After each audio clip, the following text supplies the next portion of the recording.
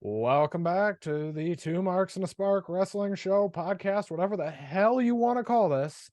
I'm Ben Shrewsbury, as always.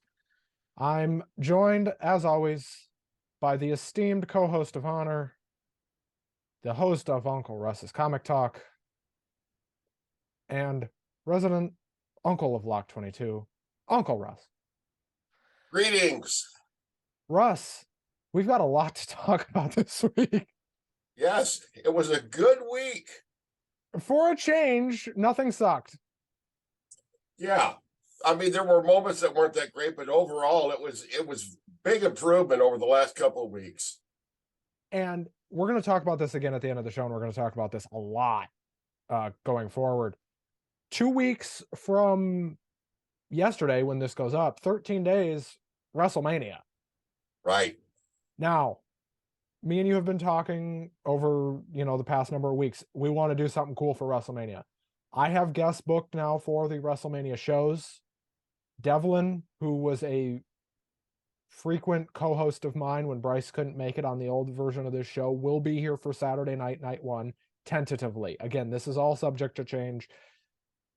You know the stupid card subject to change thing on the WWE posters? This card is subject to change. I mean, Yes, I have the most always. tentative yeses you can get. And then Sunday, Bryce will make his Two Marks and a Spark return. Finally, Sunday, April 2nd, Bryce is back. Looking forward to it. For one night only. We're going to be talking a lot about that show, both of those shows. We're going to be doing 2 shows that weekend. Russ, we're going to do 2 shows that weekend, and then we're going to be right back here that Friday. I'll just plan on staying up all weekend and sleeping on Monday. Yeah, you might as well, because Yep. just go buy like 6 boxes of energy drinks, because you're going to need all of them. Some of the news for this week, it was kind of a light news week, but the Bellas have officially been let go, or quit, or both. Right. They own their reality shows. Oh, okay. And the rumor on the block, so to speak, is that Brie at minimum will probably go to AEW. That makes sense for her specifically. I don't know about Nikki, but I've heard through the grapevine that Brie is probably just going to end up in AEW. I think it'll be part-time. I don't think she'll be there, all the time. But I mean, she makes sense for where the Bryan storyline is at right now. So, Yes. why not? Renee is there. They're both in Blackpool Combat Club. I hope we don't get a new version of their reality show. I was not a big fan of that. Well, supposedly they own it, so whatever they want to do with it. I mean, Sort of a soap opera. More drama than a soap opera. Have you seen those 2 lately? They have not aged a day in 10 fucking years. It is ridiculous. Anyway. Must be something in the water. I'll tell you what, they live they live in Washington or Arizona or something like that. Yeah. Must be pure water and clean air and healthy living. Well, I think the Danielsons live in a mountain. I think that's the trick. Also in the news this week, WWE released their new video game. It's fine. I've played it. It's not. I thought 22 was honestly kind of a better game, but that's just me being a nerd. Honestly, this week, really kind of a slow news week. The Bellas leaving WWE is weird. I thought they were WWE lifers. The other news we got this week is something we talked about on this show, and it's something you asked me about a number of weeks ago on this show. What's the holdup with the Hall of Fame? We found out what it was this week. Yes. As I told you a number of weeks ago on this show, the holdup with the Hall of Fame was they were trying to get the Great Muta. They had to wait until they got the Great Muta. Triple H insisted on them waiting to see if they were going to get Muta or not. And they waited, and they waited, and they waited until the last possible minute, and they finally got an answer from Muta. The answer was yes. And away we go. Great Muta is going into the Hall of Fame, as I said a number of weeks ago, that if they have their way, Great Muta will go into the Hall of Fame. Chris. Also, there was news about Batista in regards to the Hall of Fame. I didn't hear this. What was that? Well, apparently he was picked to be going into the Hall of Fame, but now it looks like he will not be going into the Hall of Fame, rumor is, because of prior commitments in his acting career. He's apparently choosing his acting career over being in the WWE Hall of Fame. Sounds like probably a good choice at this point in his career. I mean, you're going to make infinitely more money from acting. So, my guess would be that John Cena will go in next year. Or, you know what? Honestly, I would do WrestleMania 41 in Boston and put him in Boston. Do I think they have the foresight or the intelligence to do that? No, I do not. Well, we'll see. Well, Triple H does, but, you know, with rumors that Vince is coming back, I hesitate to think they're going to be smart enough. So let's talk about something that was actually fairly intelligent and well done. Monday Night Raw. Yes. Providence, Rhode Island. This crowd sucked. Also, can we talk about it? This company is red hot. Let's just face it for what it is. This company is on fire. They are on the rebound. Definitely in the ratings. I don't think it's even a rebound anymore. I think they're just on a roll now. Yeah, I tell you what, that's why I hope that they proceed with caution as far as Vince McMahon's role coming back to the company. They are. Since he left creative, the company began to turn around almost immediately, and they have gotten better every week. Well, everybody said last week was the beginning of the end of this turnaround, and then this week happened, and everybody's like, okay, maybe not. The show begins with Edge, and he comes out, and Edge's entrance will never stop being great. Great entrance. He just has a presence, you know. And his music is phenomenal. Big pop from the crowd. He comes out. He says he'll never get sick of that entrance, and it's why he does this. And you know what? I believe him. Well, he looks older, but as far as his physical performance and his presence in the ring, he doesn't seem to have aged at all. Not a little grayer. And he starts talking about WrestleMania. And he says, Finn Balor, you know why I'm here. I know why I'm here. They know why I'm here. Get your ass out here. Right. But he doesn't come alone. So here comes Finn and the emo band. That's what Edge called them. I wrote this down. He referred to him as Lurch, Pugsley, and Wednesday Adams. He says something to the effect of, I've wasted the last year of my career on you morons. Yes. And now I'm sick of it. He's like, Finn Balor for a WrestleMania match. And we are getting Finn Balor versus Edge. I almost said John Cena. I don't know why. Finn Balor versus Edge inside Hell in a Cell, which was rumored for the Royal Rumble, but is now happening at WrestleMania, which all but confirms what we already knew, which is the Hell in a Cell pay-per-view is dead. Yes. Good riddance. Yeah. Well, I think that I'm really looking forward to that match. I'm excited about it. This was a great promo, by the way, both ways, back and forth. Edge is always a great talker. He doesn't have to have a scripted promo. He can go. I loved that Lurch Pugsley Wednesday line.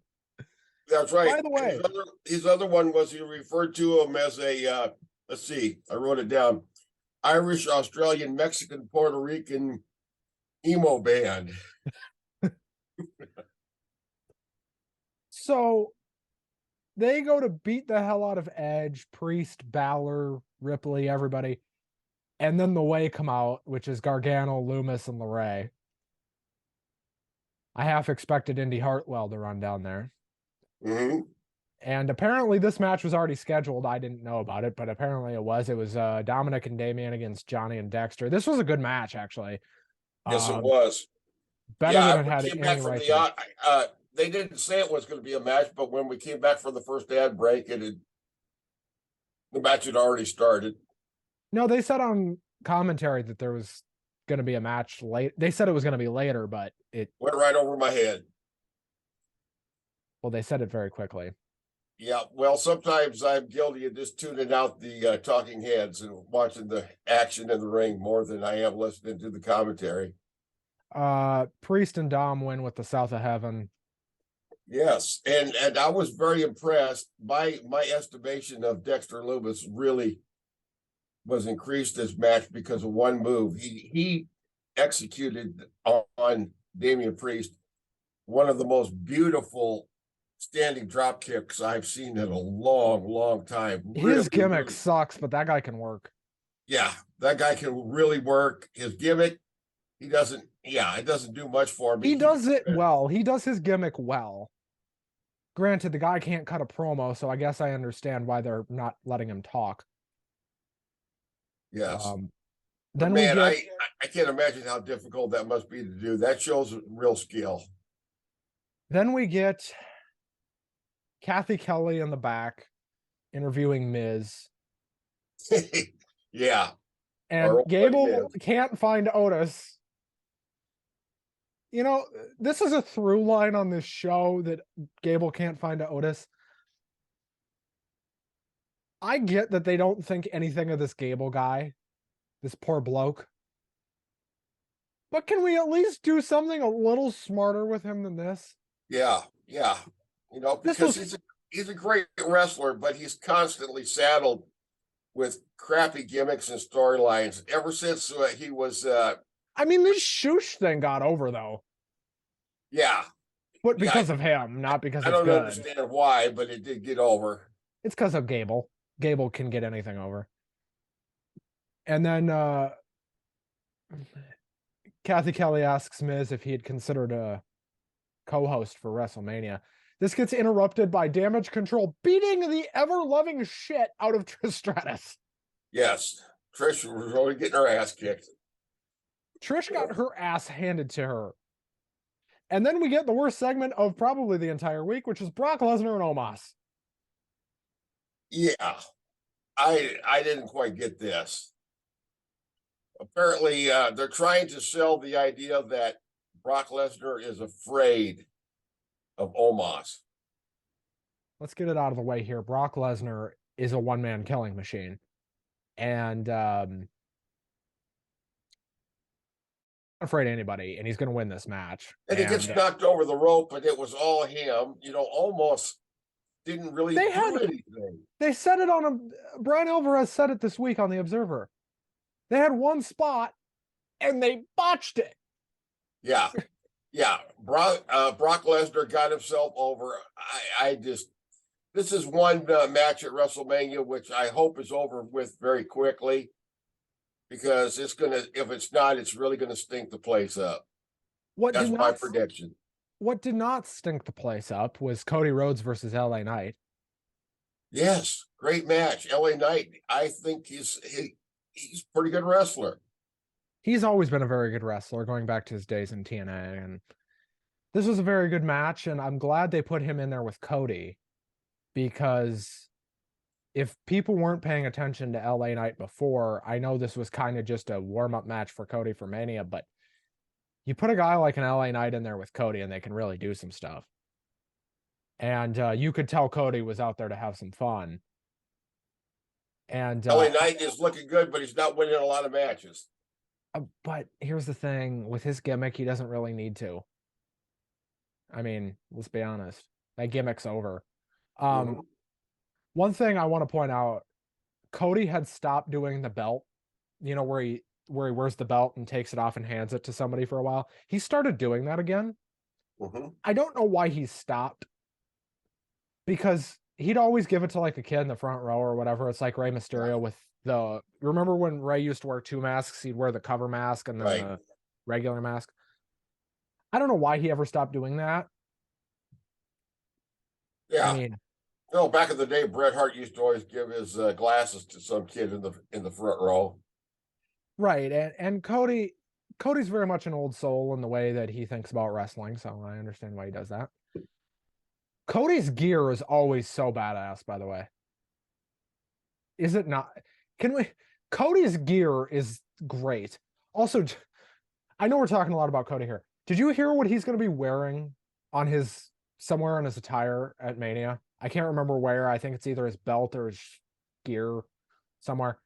The logo of every company he has worked for. Oh, really? That'll be interesting. I don't know how he's going to get away with that. I don't Well, think he'll get out of Gorilla, but well, I tell you what, if anybody could get away with it, he probably could at this point because him and Seth, right? What's that? I mean, him and Seth Rollins could get away with it, I think. Yeah. Roman could get away with it if he'd worked anywhere else, but Cody Rhodes always looks like a star.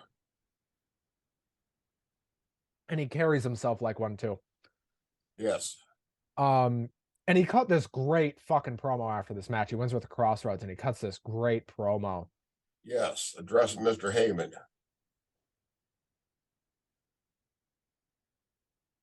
And saying that if he wants to help Sami Zayn and Kevin Owens, damn it, he's going to help Sami Zayn and Kevin Owens.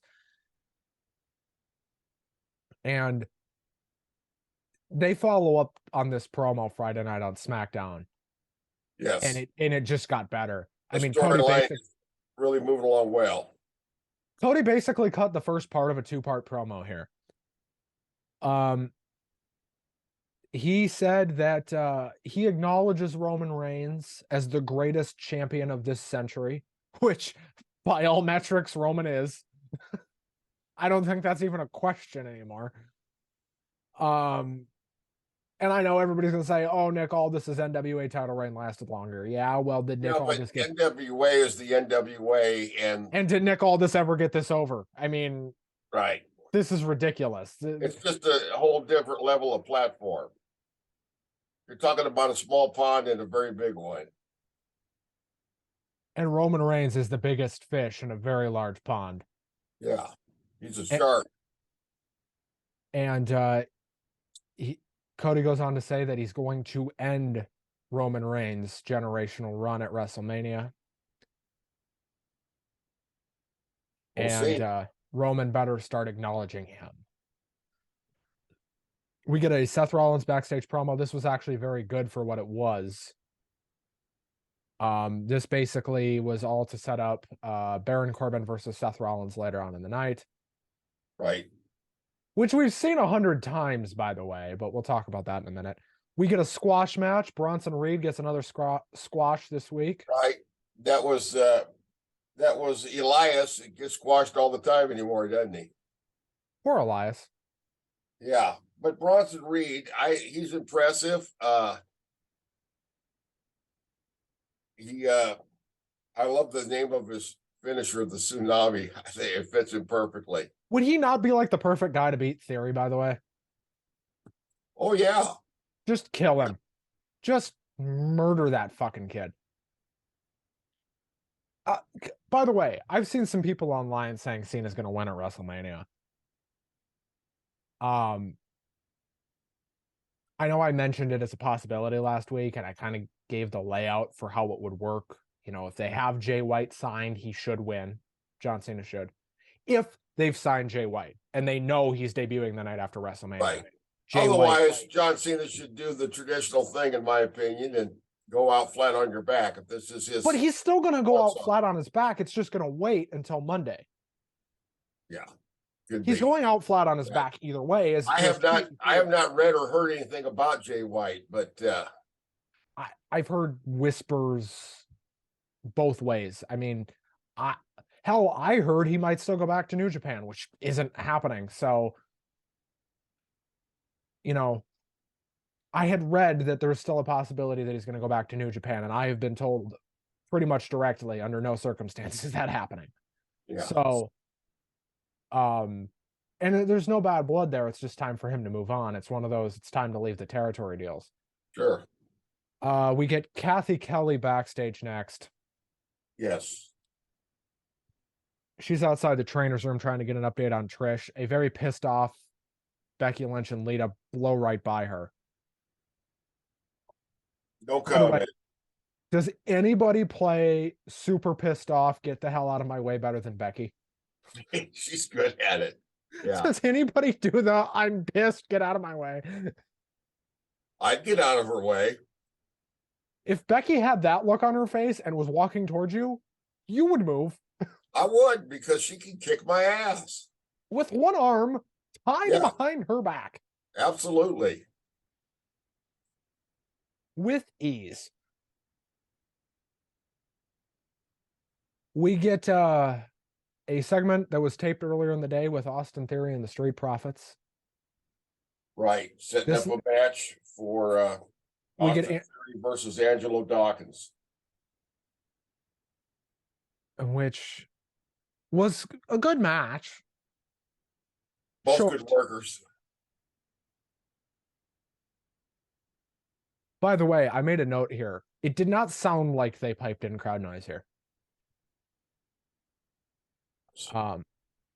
But Theory wins with the A-Town down, and that was that. Right.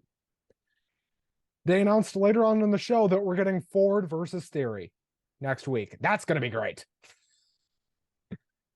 We then get a Paul Heyman bit backstage. This is great. He basically says that the bloodline has a problem, and that problem's name is Cody Rhodes. Cody Rhodes. He says that if he wants to acknowledge the tribal chief Roman Reigns, he's going to give him a chance next week when Roman Reigns returns to Monday Night Raw. I would presume Roman's going to be on Raw the next 2 weeks with Mania right around the corner. Yeah, I hope so. Heyman said Rhodes will get a chance to show if he's a challenger or if he's a problem. Right. Well, he's always identifying a problem for the bloodline. Either the problem is Sami Zayn or Kevin Owens or Cody Rhodes. Nothing but problems for the bloodline. And remember, this is not the first person that Paul Heyman has called a problem. He called Cesaro a problem. Yeah. Before Cesaro said, fuck this, I'm leaving. Right. And you know what? There's a serious conversation to be had about whether or not Cesaro might have actually been the one to beat Roman eventually, had he stayed with Triple H taking over. But that didn't happen because he went to ROH and won the title. Like day one.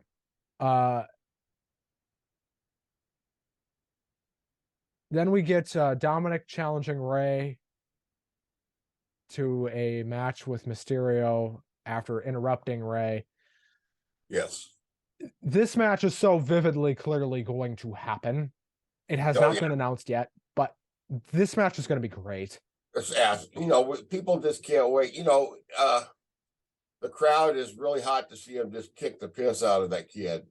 You know what's crazy? I think this might be like the 4th or 5th hottest thing on this show. Oh yeah, it's hot. It's hotter than Rhea and Charlotte. I think so. I think it's got more heat than Bianca and Asuka. Yes, that's kind of a slow burn at this point, although I am excited for that. I mean, of the matches that have been announced and the matches that we kind of know are happening, I don't think there's going to be a bad match. Not yet. I mean, people are like, oh, but what about Brock and Omos?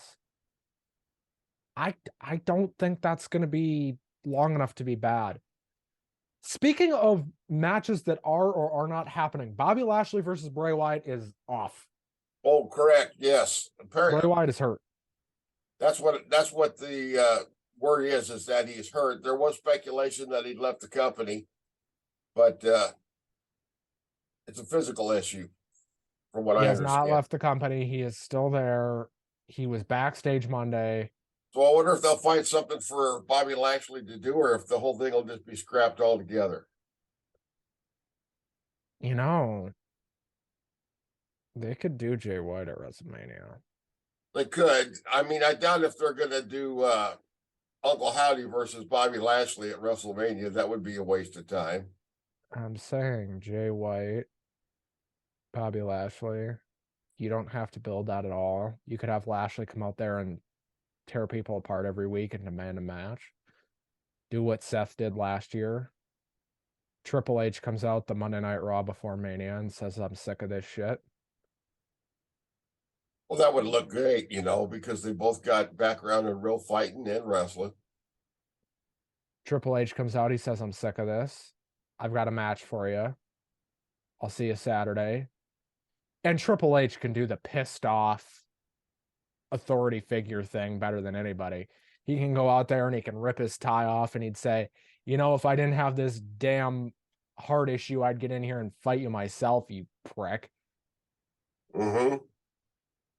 He's always been good at that. The difference now is that the crowd's going to be with him instead of against him like it was in the old days. He could get in there and call Bobby a son of a bitch. He could say, listen, you no good son of a bitch. If I didn't have a heart problem, I'd get in here and fight you myself. But here's what's going to happen. You're going to show up at WrestleMania. I'm going to have a match for you. And you're going to do what you've always done at WrestleMania, which is go out looking at the lights. And don't think Hunter wouldn't say that because he would. But this Dom Ray thing continues to be one of my favorite things every week. I'm starting to really like this Dominic Ray stuff. Well, Dominic is getting better in the ring, and he just seems to be carrying himself better. I'm liking him more all the time. This whole Judgment Day thing is not just kind of an on-screen thing. Finn Balor is really mentoring him. That's a real thing. It shows. That's a real thing. He's come a long way. And Finn wanted to work with Dom. Because this whole Dom thing, remember, didn't happen until after Finn was in Judgment Day. Finn was the one that wanted to do the Dom thing. So, now granted, do I think he wanted it to go this far? No, but I think he wanted Dom with him. We get a very short segment, but this got the point across, which was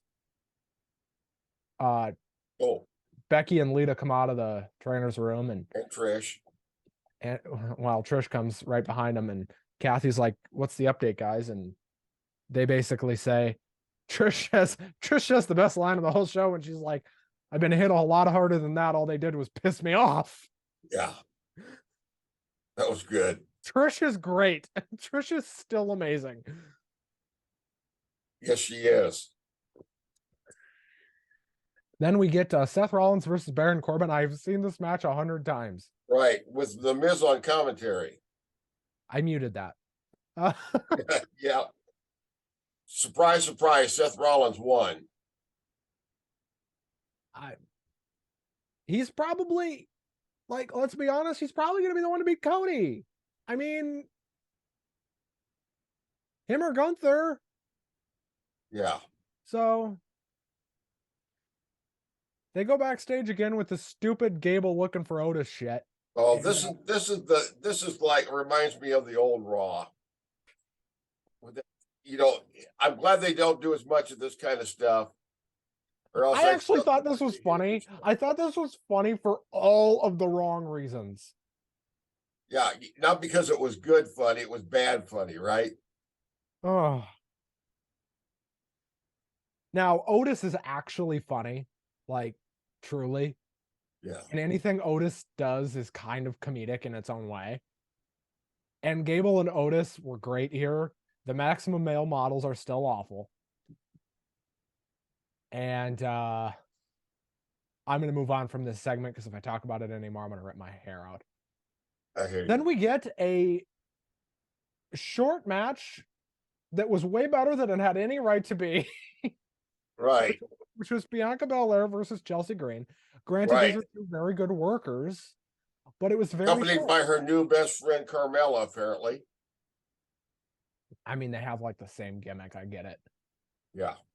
The crowd does not like Chelsea Green. That's her purpose, though. Yep. That woman can get heat. Yes, I mean, she can. She's like Brandy Rhodes. chick can get frickin' heat. Say what you want about Brandy Rhodes, but that chick, nobody gets heat better. Right.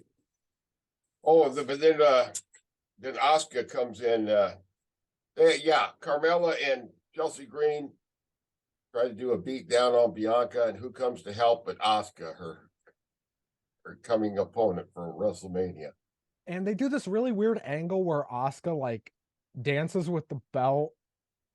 Yes. I don't know what was going on there. Anyway, we get the main event finally. Kevin Owens versus Solo Sikoa in a street fight, and this was not a wrestling match. This was a fight, but it was fun. I liked it. The street fight, even though they were not in the street.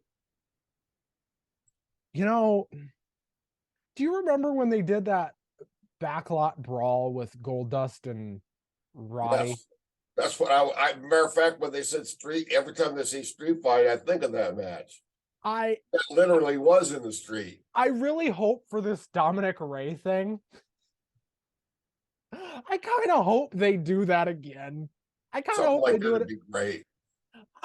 I really hope Ray runs Dominic over with a car. Anyway. Yeah, wasn't that the last time they went Hollywood? I can't remember.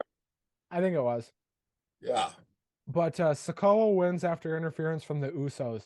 Credit to Kevin Owens for letting the Usos drag him all the way down the ramp. Yes. I don't think many people would have gone for that, but Kevin Owens did, and Kevin Owens is pretty brutal looking. And Owens gets the hell beat out of him and pinned for the 1, 2, 3. And that was the end of Raw. The show goes off the air with Kevin Owens spitting up blood. Yes. Raw very much felt like part 1, and SmackDown felt like part 2 this week. Yeah, I agree. The storylines were very well integrated with each other, you know?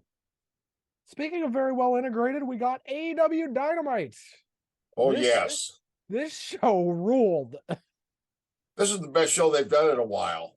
This is the best show they've done in a year.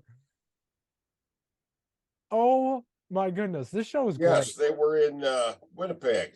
They were at the MTS Center in Winnipeg. And this show starts with the rebar mitzvah of the Triple B, baby.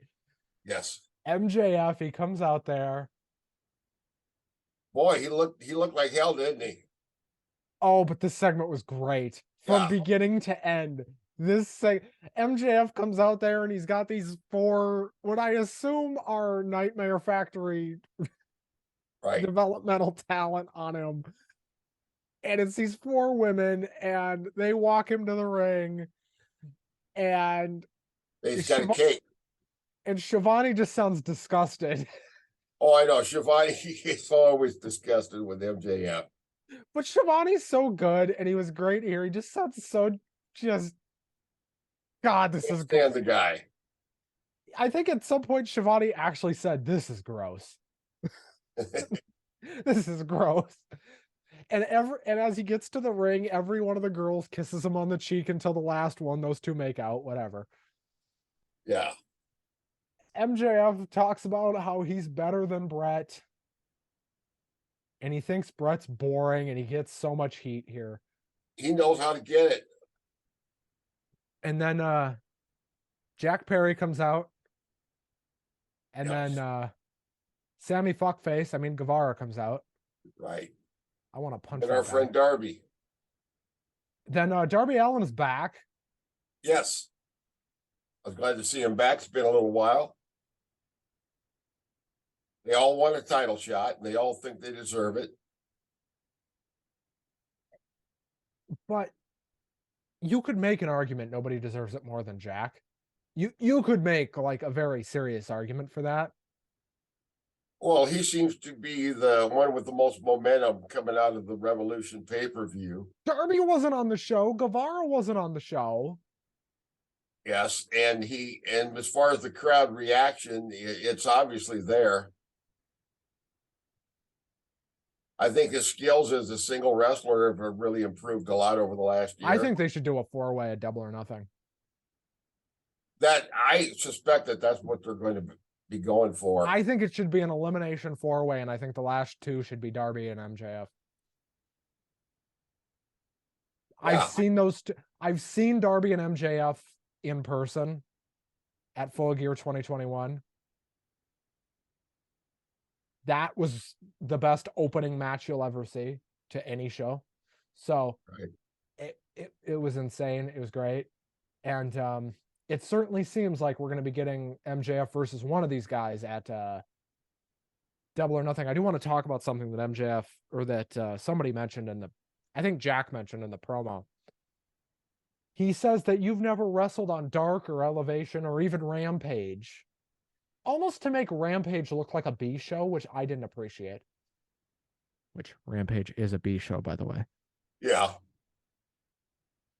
And they were not afraid to point out how many people are pissed off and want to leave the company. Yeah. I don't get that. AEW needs to quit. Meltzer said it. AEW needs to quit doing that. Yeah.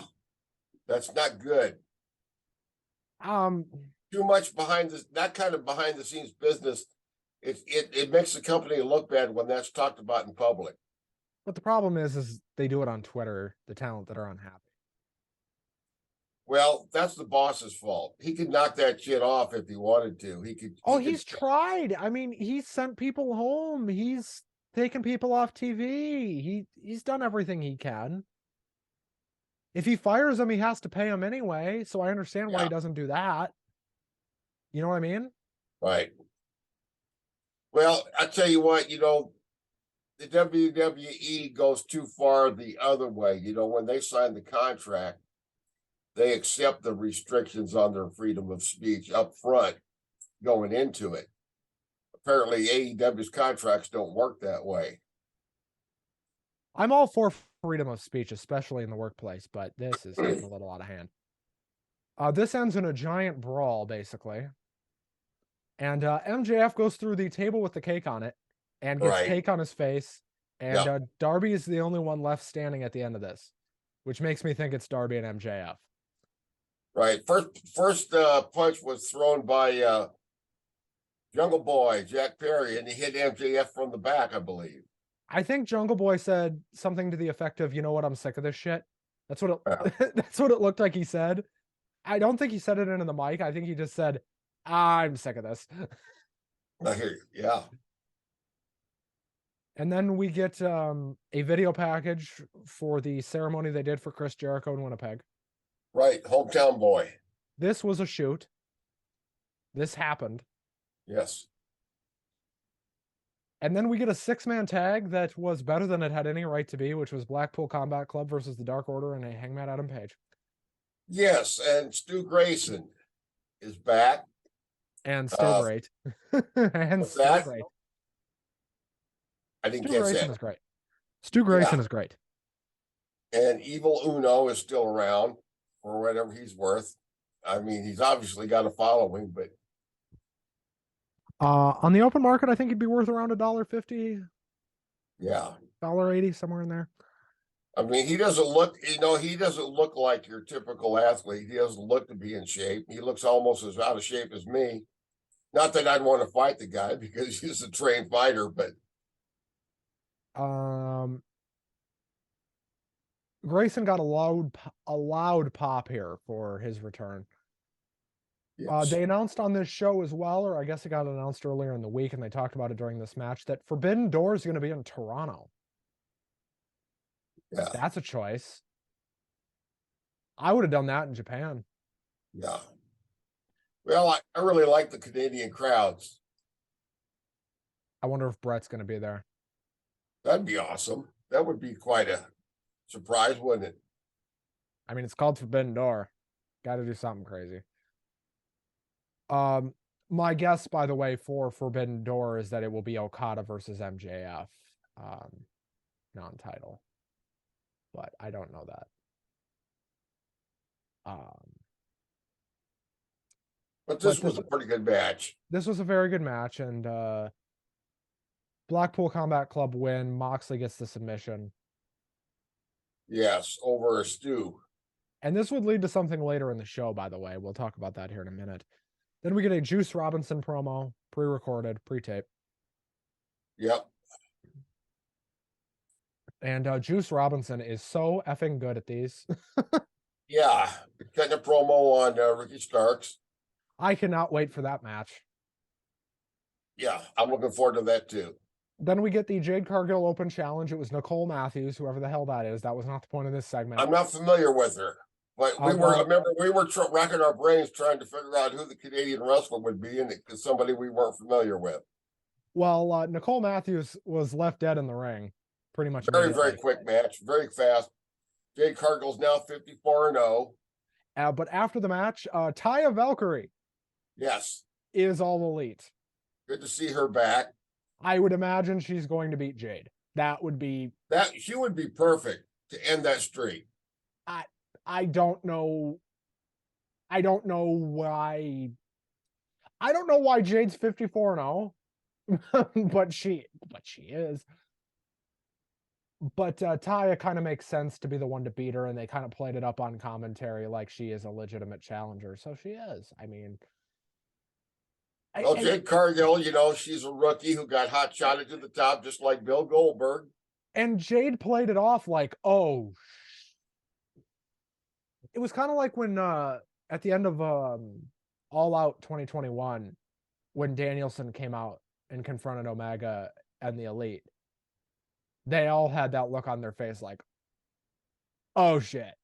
Yeah. But this was fine. I thought Taya's debut was fun. Her music sucks.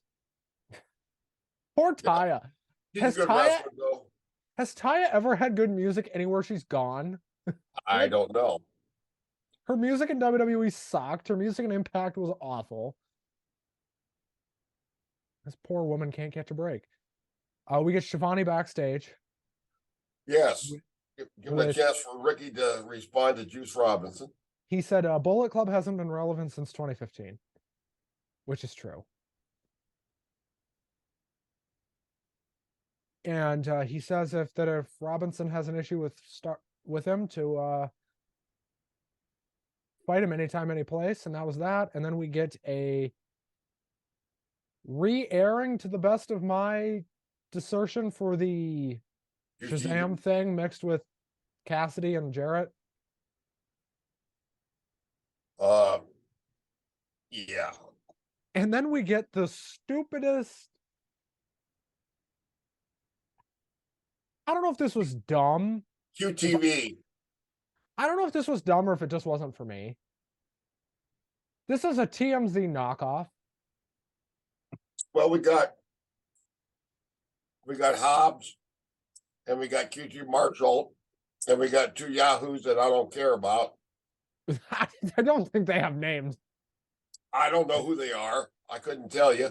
Who's the main guy on TMZ that QT was supposed to be here? What's that jabroni's name? I can't remember, but I know who you mean. Hang on. Yeah, go ahead and Google that shit. Harvey Levin. All right. Apparently he's a lawyer turned journalist. There you go. According to Google. Pop culture journalist. That's all I have to say. That's right. Yeah, that was a waste of time. It was short, I'll give him that. Yes. And speaking of things that were better than they had any right to be, Orange Cassidy versus Jeff Jarrett. What the hell? This didn't suck. Yeah. This is now for the newly redubbed international title. The name is so much better. Yes, it's the same title, but the name is better. And it was a good match, I think Jeff Jarrett, he's 54, 55 years old. In incredible shape for his age. And they said it on the graphic. They didn't hype it up on commentary, which I thought was stupid, but this was Jeff's first singles match. In AEW, yes. That's right. He was looking pretty good for 55. Yes. Well, love him or hate him, I feel like he's always been a good worker. I don't like Jeff Jarrett, but that's a whole nother story. This match was also much longer than I expected, considering who was involved. Right. But clearly, Tony trusted Jeff to go out there and not fuck it up. And Jeff didn't fuck it up. Yeah, I thought it was entertaining. And Cassidy wins with the orange punch. They had me legitimately convinced when Jeff was going for the stroke right at the end there that I thought, holy shit, they're going to put the belt on Jeff. I thought so too. It really looked like it.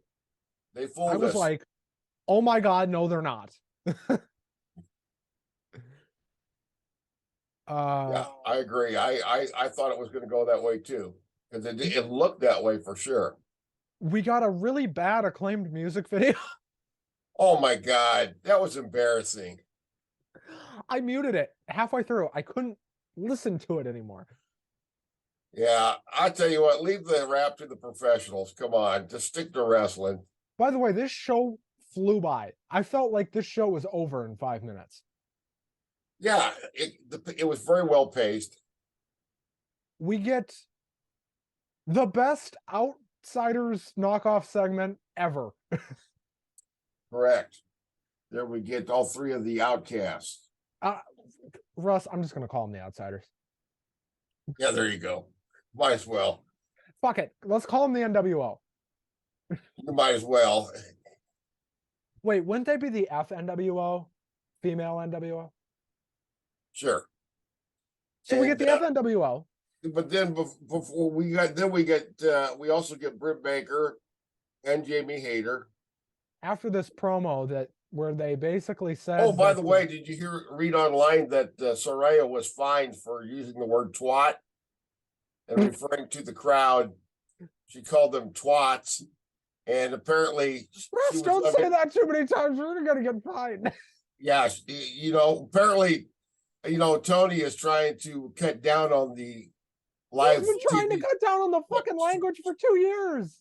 Well, I know, but they can get in trouble with the FCC. But he's been telling people for years. It's been going on for years with an S. Stop.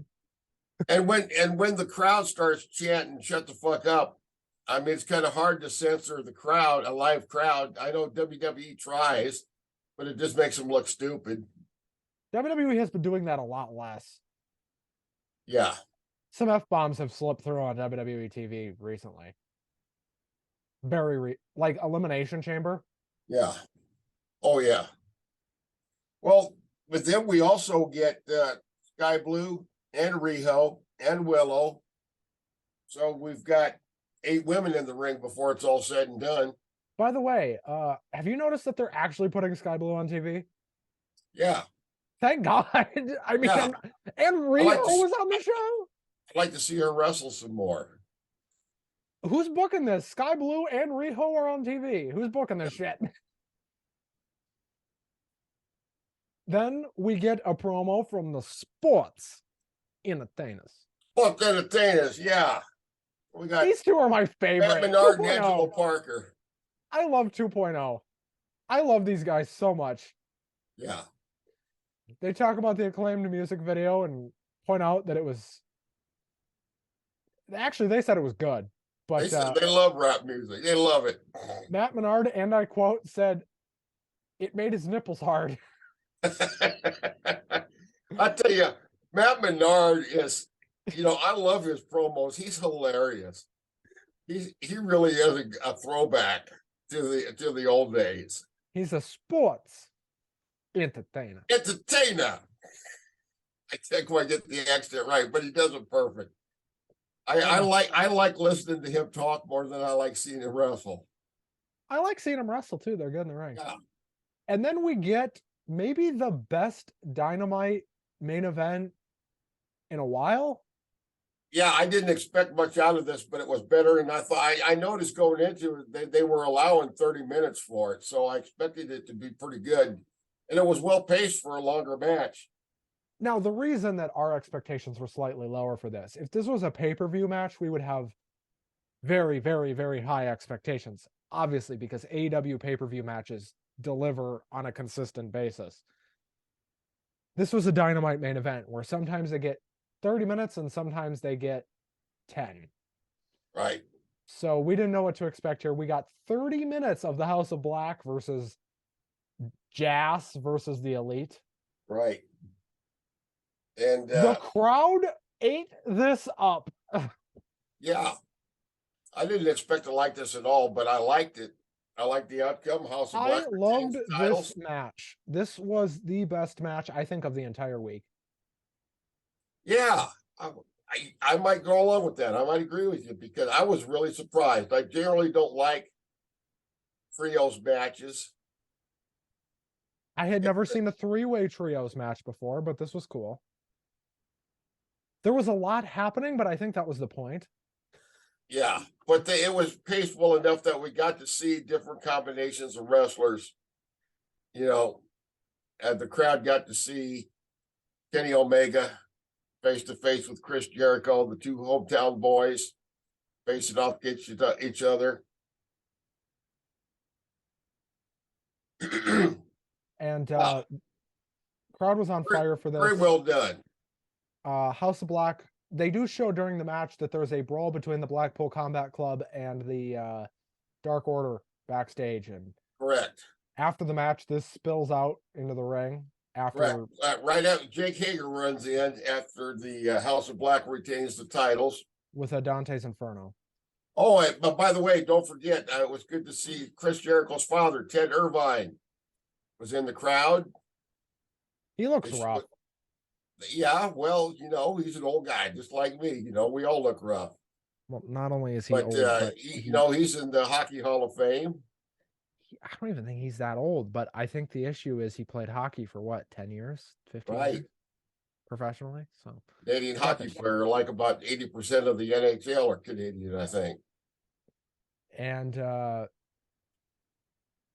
so this whole thing spills out, and it ends with the Blackpool Combat Club and the Dark Order. Dark Order are dead on the ramp, and the Blackpool Combat Club look like they have Hangman surrounded. They kind of did like a Shield, like slow get into the ring, and then here comes the Cavalry, the Elite pop up, and the crowd go nuts. Yeah. And it is exactly what I said it was going to be last week. It's looking like that it will be whenever they do Blood and Guts again, it looks like it will be Elite versus Blackpool Combat Club. That's going to be crazy.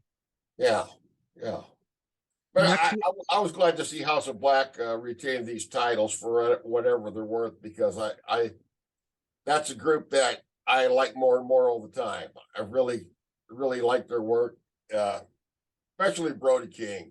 He's one of my favorites. Just that big, brutal son of a bitch. Big, ugly motherfucker.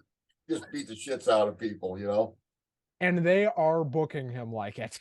Exactly, And I don't know what's announced for next week because they only announced one match. Supposedly Taya Valkyrie wrestled on Rampage, but I did not watch Rampage because it was on at like 2 a.m. Yeah. Because it got preempted. Right. Actually, I think it was on at like 10:30, but I was like, dude, I already watched SmackDown. I have other Whenever things. she wrestled, I'm sure she won, being her first match, and I think she's going to get a push. I think she would be the best choice to take the belt off of Jade Cargill. I found the lineup for Dynamite next Wednesday. Moxley versus Grayson. That's going to be great. Tony Storm versus Sky Blue. Give that time. Tony Khan. Tony, come here. Give him some time. Tony. Give him at least 15 minutes. 10 minutes, 15 minutes. Fuck it. End the show with it. Yeah. That could be great. The Gun Club versus Top Flight for the World Tag Titles. Can we put the titles on Top Flight? I know it is random and out of nowhere and it doesn't make any sense, but just get it off the goddamn Gun Club. Yes. Hook versus Stokely Hathaway, which makes no sense. And then El Hijo del Vikingo is making his AEW debut next week. When's the last time Stokely Hathaway? I haven't seen him wrestle. He's pretty good, actually. Forever. It's pretty good, actually. And Kenny Omega versus El Hijo del Vikingo next week. That better be long because Yeah. the way Vikingo works. But I'm going to read off the Rampage results. We did not watch Rampage, but I'm going to give you the results. All right. Hobbs versus Phoenix for the TNT title. Hobbs won, I'm sure. Hobbs retains. Valkyrie did have a match against Ava Lawless. She won immediately, pretty much. This was a squash. And then we got 2.0 versus the Bollywood Boys. And 2.0 gets the win. And then we got the main event, which was Garcia versus King. And that was that. Garcia gets the win. And Doesn't sound like we missed much. From everything I read online, that show sucked. But what doesn't suck is Uncle Russ's Comic Talk. Yes. We'll have a new episode dropping usually every Thursday. I want to invite you to join us again this next week. We've got about 10 or 11 episodes up now. We've got comic books for sale. And we also have comic books from my collection that we talk about, take a look at, take a little dive into comic book history. If you're a comic book nerd, please join us every week on Lock 22 on YouTube or Uncle Russ's Comic Talk. Also check out Puck University with Gobo. And yes. And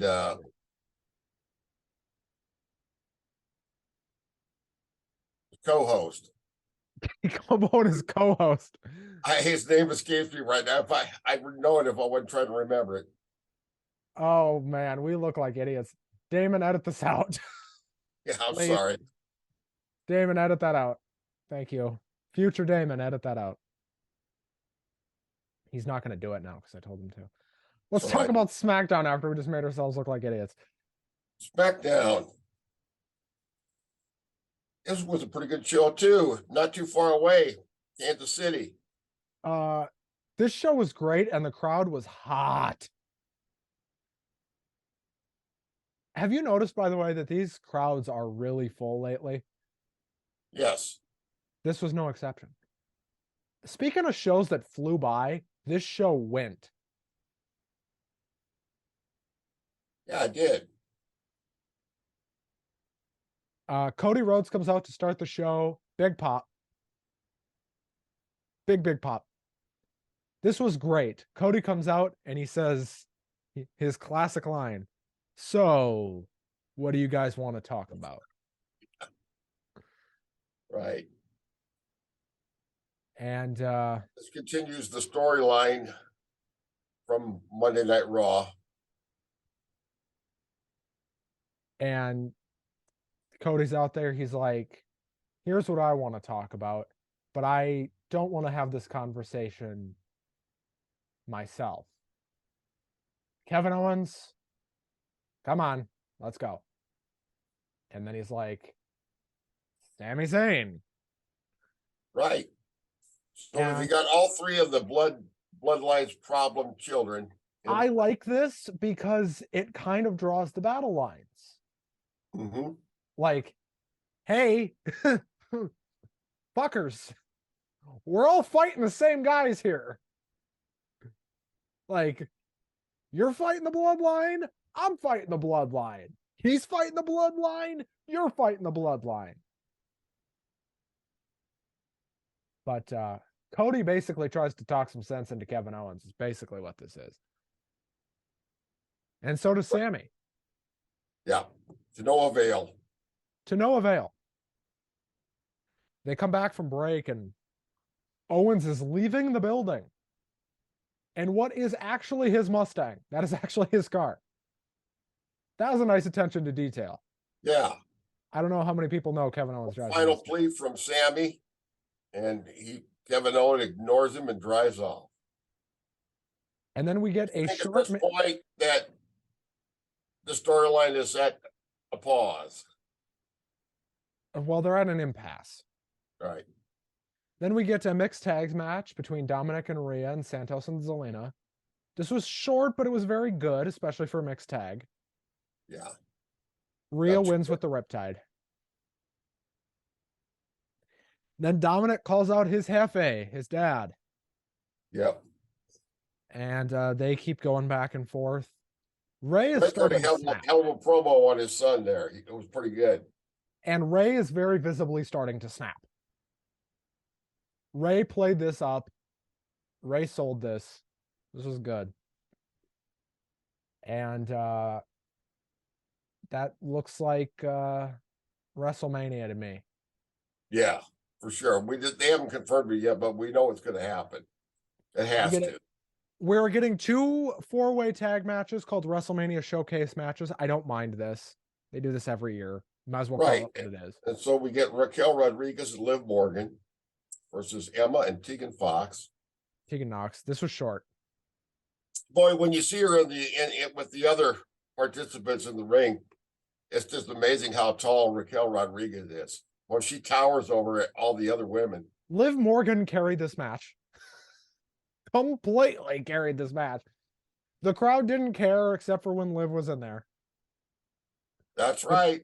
The crowd cared about Liv, and that was it. All 4 of them, definitely.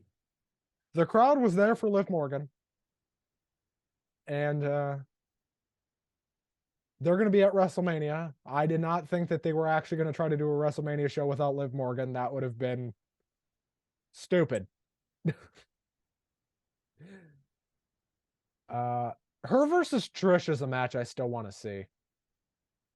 That would be interesting. I don't think they're going to do it, but man, would those two kill each other. Then we get Charlotte Flair coming out, and it was at this point that I wanted to take a nap. Another promo from her. She did have one good line about how this WrestleMania was, she talked about her father's career, Rhodes as a challenger, Flair as a champion. And then Rhea and Dominic come out and confront her. The promo itself was bland, but the brawl after the promo, that was great. That's right. That brawl kicked ass. That was the best WWE brawl we've seen in a while. And security guards, Rhea Ripley beat the shit out of about 5 security guards and a referee. Yeah, so she looked great. This was awesome. Well, I thought the promo, when Rhea Ripley got in there and started cutting the promo, got up in Charlotte's face, it really picked up. This whole segment picked up. I thought Charlotte was going to hit Dom. Yeah, it looked like it, and that Rhea Ripley was protecting Dominic and attacked Charlotte. I think Charlotte's going to hit Dom at some point during this thing. I think sometime in the next 2 weeks, Charlotte's going to hit Dom. Yeah. They've been building that. Like, that's an underlying thing. Hear me out. Sure. I think Dominic versus Ray at Mania should be a ladder match. And I think it should be, if Dom wins, Ray is removed from the Hall of Fame. If Ray wins, he stays in. Yes, it's dumb. But you could play up the Hall of Fame thing. And obviously Ray's going to win anyway. So, unless Ray is retiring after Mania, then maybe he's going to lose. With him going into the Hall of Fame, who knows? Maybe this is Ray's last match. Right. The last stand of the old luchador. Who knows? Anyway, I'm looking forward to the match. Whatever it is, whatever stipulation they give it. They could make it a frickin' item on a pole match. I don't care. Want to do Judy Bagwell on a pole again? Go for it. Hey, there you go. I figured you'd like that reference. Judy Bagwell, may she rest in peace. Did she die? Yeah, she's gone. She passed away last year sometime. And it's interesting, everybody in WCW said she was a really great lady. They really liked her a lot. The greatest bad stipulation ever. Exactly. Like, it was bad, but like, in terms of bad stipulations, I think that one's my favorite. Well, some of the really, really bad stuff in WCW, I gotta admit it was entertaining. It was entertaining to me. I mean, I'm in the minor. I even like the finger poke of doom. I'm in the minority, I know, but even that I liked. Anyway, coming up next, we got the sole surviving member of the New Day. Before that, we got Kayla in the back with Sami Zayn. Kayla Braxton is my favorite backstage interviewer outside of Renee Paquette. Okay, yeah. She is so good. And Kathy Kelly's not bad, but Byron Saxton is the shits. But Zayn gives an interview like he is LeBron James, saying, yeah, it was a tough night. And he does the thing like LeBron does all the time. Mm-hmm. You ever heard LeBron talk and he's like, yeah. Mm-hmm. Zayn does that. He does his best LeBron impression. Or his best sports star, period. Every sports star. Yeah. For Vikings fans out there, I don't know how many of you remember this, but the Kirk Cousins introductory press conference, Kirk Cousins said the word about 125 times. Yeah. That's right.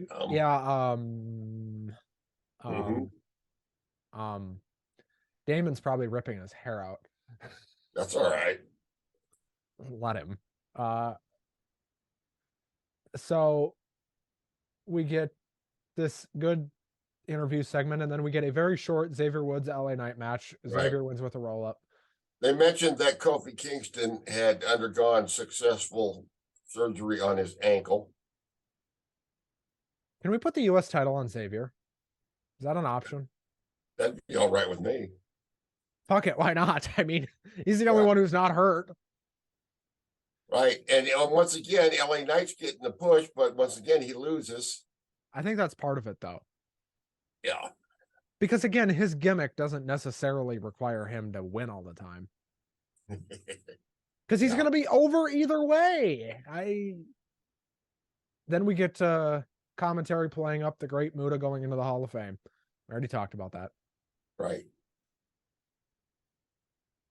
Kayla tries to interview for LA Knight. He sees Rey Mysterio. He offered to beat the shit out of Dominic. Said he'd change his name to LA Mysterio. That was great. And he'd also be a deadbeat dad. And then Mysterio jumps up and just sucker punches him. Right. So now we got a match booked. And then we finally get another match after what felt like 20 minutes of commercials. And McIntyre versus Sheamus. This was good for all 10 minutes they gave it before Gunther interfered. And it's exactly what we thought it would be, which is Sheamus, Gunther, and McIntyre in a three-way for the Intercontinental title. Give it to Sheamus, damn it. That'd be nice. I don't think they will, but I would prefer that. I mean, I love Gunther, but I do think he's winning the title like sooner rather than I think he's winning the world title sooner rather than later. Oh yeah, I think he's not ready for that. Like he's probably, if he's not the one to beat Cody, he'll beat whoever does. So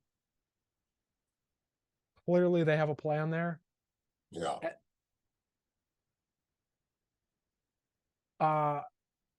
We get my favorite part of the show, Sami Zayn confronting Jey Uso. This whole thing was fantastic. It was very well done.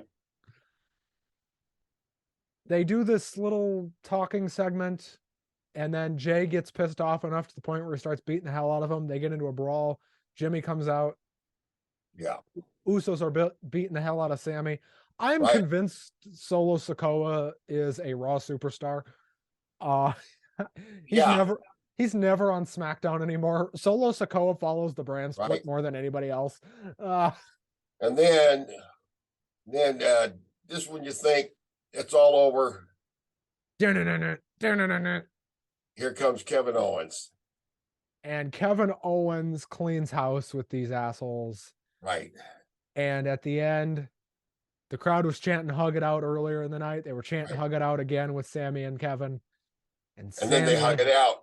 And then they hugged. And I think that was an on the spot thing. I don't think that was the plan. I think it was actually supposed to be a handshake, but I think they switched it because It was great. I think the crowd got that switched, and I thought they were going to draw this out for another week. That's what I expected.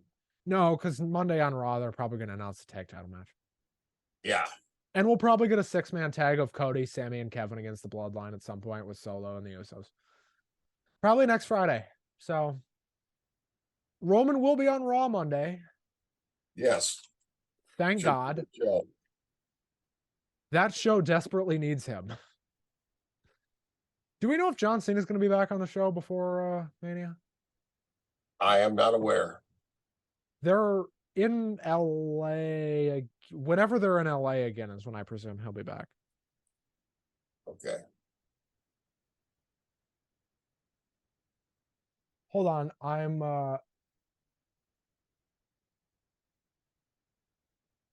grabbing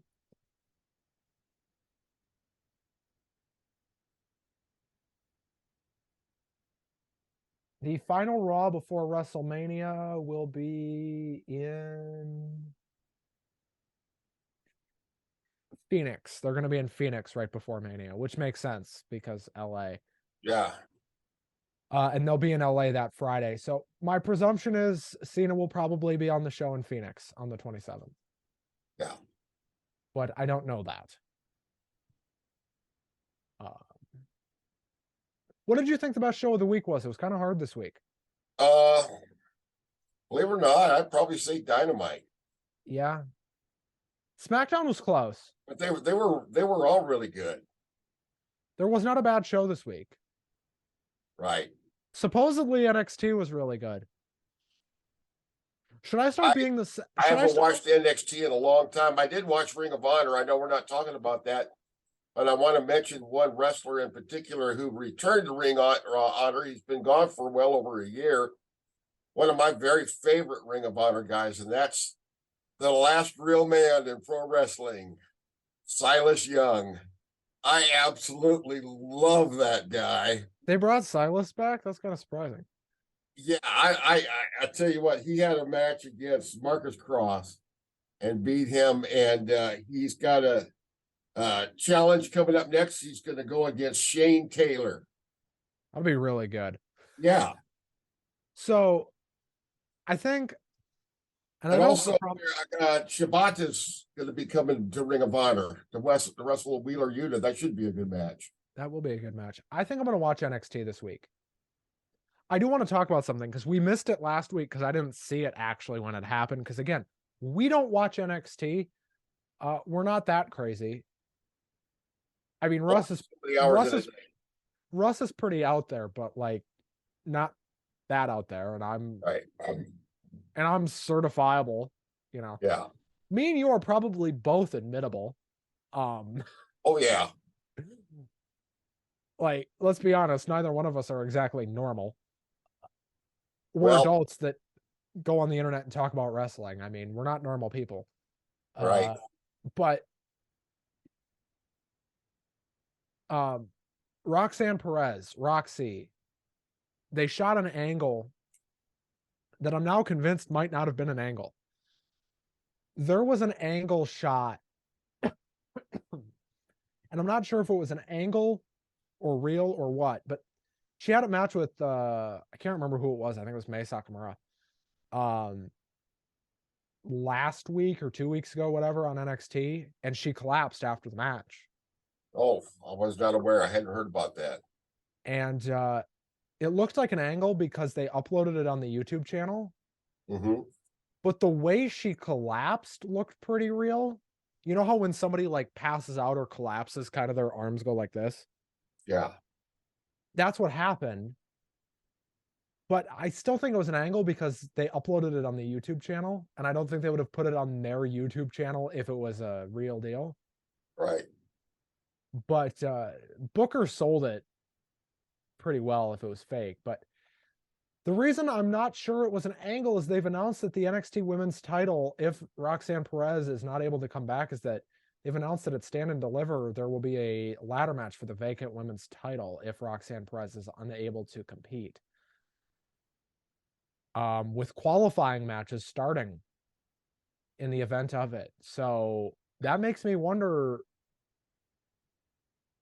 are they just writing Roxanne off TV so she can go to the main roster, or is she actually hurt? But Yeah. I mean, Sean's NXT is nothing compared to what Hunter's was. You know what I mean? But Yeah. I will be watching NXT this week and I will report back. Well, I might have to just take a look at it too. Well, let's watch NXT this week. Let's do that. I enjoy listening to Booker T's commentary. The shucky ducky quack quack moment of the week. Right, exactly. And Vic Joseph's good too. Right. Well, Harlem Heat is one of my all-time favorite tag teams. I got a good Harlem Heat story for you when we get done with the show. All right. I'm not going to tell it on camera because okay, this show will get taken down. But you don't want that. No. But the general consensus this week is everything was really good. Do I expect it to continue? Absolutely not. Probably won't, but it seemed to be building toward WrestleMania weekend, you know? I am so excited for WrestleMania weekend. I'm excited for the special stuff we're going to be doing. Obviously, we're going to try to have guests. I already told you who we're trying to. 2 shows that week. 2 shows. You're going to be so sick of me by this. Russ might quit. Oh, I don't have anything else to do. By the way, that's the end of season 1. We're 2 weeks from the end of season 1 of this show. You've put up with me for a season. There you go. It was a short season, but so far it's been fun. 3 months. 4 when we're done.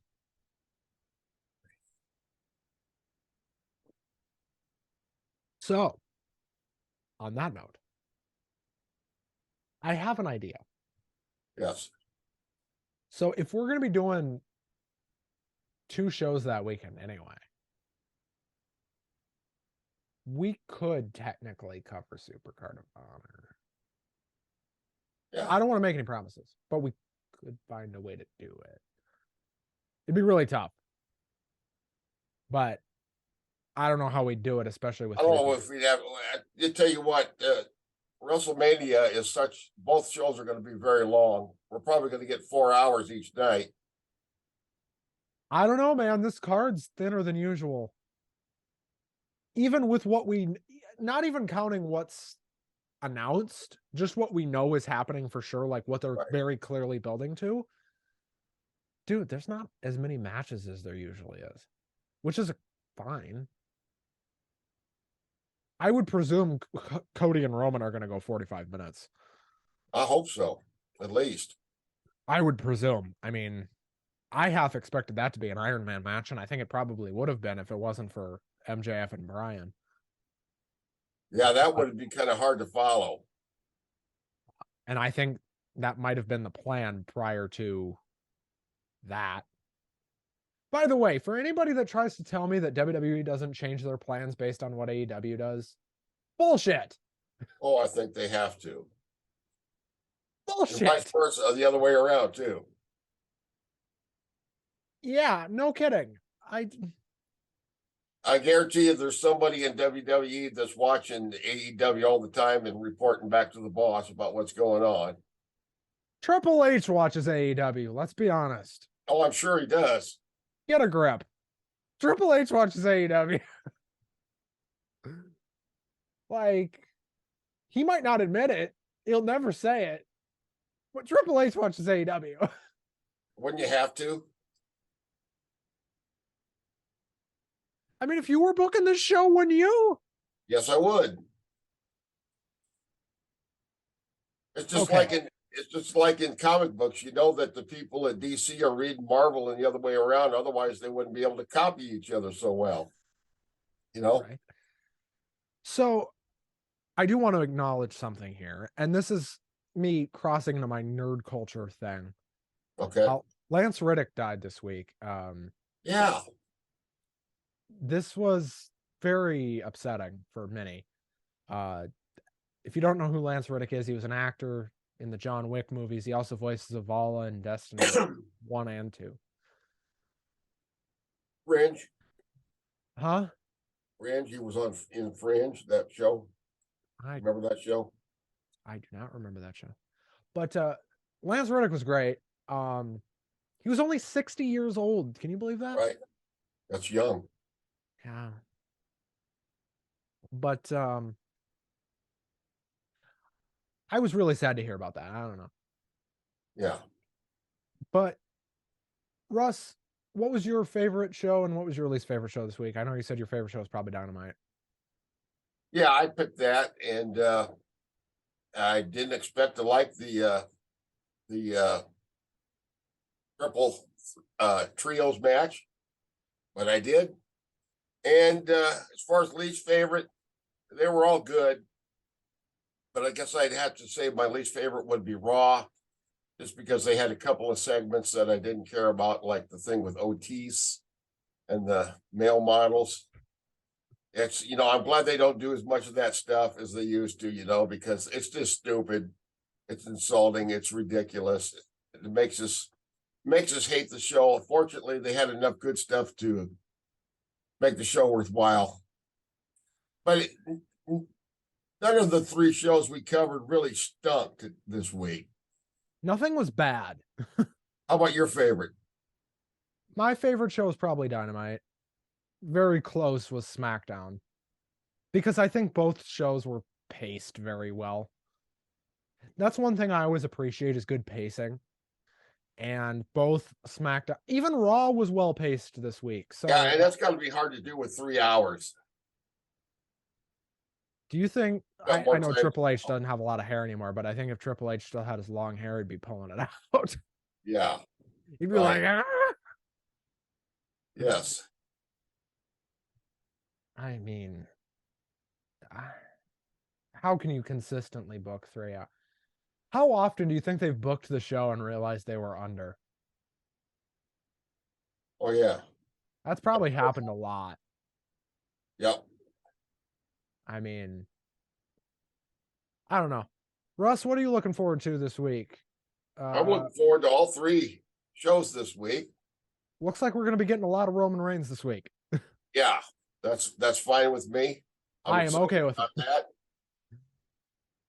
I'm very excited for El Hijo del Vikingo on AEW. That's going to be fun. I'm glad they're bringing him to the States. Finally. Right. And giving him Kenny. Kenny's having a singles match. Yes. It's been a while, hasn't it? Why didn't he have a singles match in Winnipeg? What the fuck? I don't know. That would have been over with the crowd, but they got, they should have done Kenny versus Malachi. That was their chance to do it right there. There you go. That would have been great. Yeah. And you could have done Jericho versus Buddy Matthews. I don't know. Jericho's got to have a match, but well, Russ, we're just about out of time. Right. I want to remind everybody, also look on Luck 22 for Uncle Russ's Comic Talk this week. Our episode usually drops on Thursdays. I am going to be offering some books for sale, but also talking about some excellent graphic novels I recently picked up that fall outside of the traditional genres of superhero, science fiction, fantasy, and horror. These are reality-based graphic novels and some really exciting stuff, autobiographical stuff. I'm going to take a look at. Totally unrelated. Yes. But I've started... Okay, I'm going right back into my nerd culture crap, and I'm sorry. If anybody here was not into like gaming and nerd culture and crap like that, and you're watching this show, now's your time to just mute me, because I'm going to go on a full-fledged tyrant here. I've been playing the Mass Effect games, and I started reading the books, and apparently they've got graphic novels for the Mass Effect games now, and I'm like kind of tempted. But you'd be surprised, like graphic novels are more expensive than regular books now. Yeah. At least the older ones, and a lot of the Mass Effect graphic novels are older, so they're technically out of print. Yeah, that's where you're really going to pay the big bucks. But I'm trying to get them on ebook. So it's like, really, should it be $20 for me to get this? But Well, that's not out of line. no. No. I mean, Last week on my last episode of the Comic Talk, I showcased a couple of $100 books that I had. well, maybe I'm starting to. We're going to talk after the show because I got a new fun idea that I think we should do. But All right. let's end this show here. Everybody, thank you so much for joining us. As always, thanks to Damon Marvin, our producer. Thanks to Russ for joining me as always. You bet. This is Two Marks and a Spark. You can join us here every single Sunday and sometimes Saturday and sometimes Monday, depending on what the hell's going on. Right. For Two Marks and a Spark, which I don't know. We're almost done with the first season. Russ, you want to do another one? Let's commit right now. Are we doing season 2? Yes. Yes. I'm committed. And I should be committed. Well, I need a co-host. This show's called Two Marks, not one. All right. See, it says it right there. It's called Two Marks. It's called Two Marks, not one. Right. I'll be here unless I'm dead. Well, I expect you to be here even if you are dead. All right. Well, I'll haunt your ass. I expect nothing less coming from you. All right. This show's off the rails. All right. Okay. I'm going to end this show now. Thanks to Damon Marvin, our producer. As always, thanks to Lock 22. Have a great week, everybody. We'll see you next time. Bye-bye.